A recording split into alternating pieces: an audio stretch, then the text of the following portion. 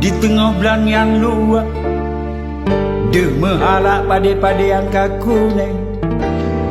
Tak kalondum anak mencucut kageja paruh tulu.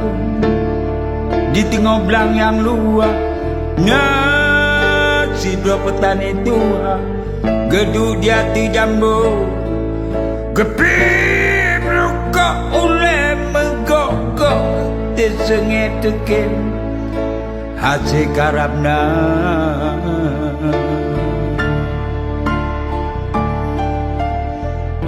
Dari musim semula otro musim kemeko, reo yang tijo genanto baja gewo ulumo hantengen ge badatat pede ditole uro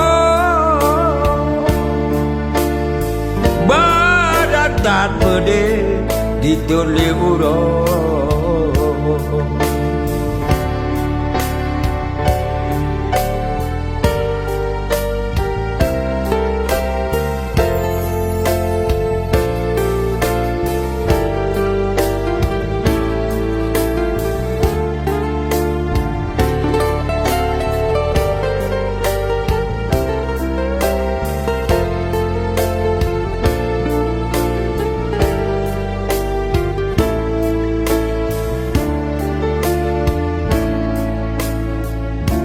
Di tengah bulan yang luar, dia menghalak pada yang kaku neng.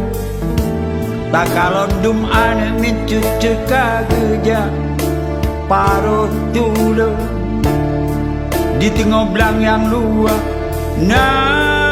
si dua petani tua gedung di hati jambu. Gepip luka oleh menggok-gok tersengit tekin hasil karabna.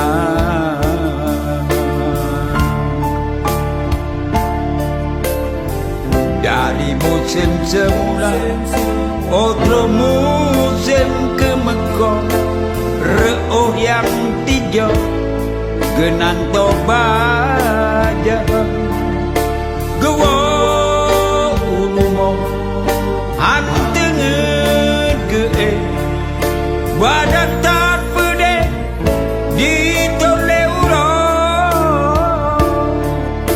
gewo ulumo hantengen ge badatat pede ditole uro badatat pede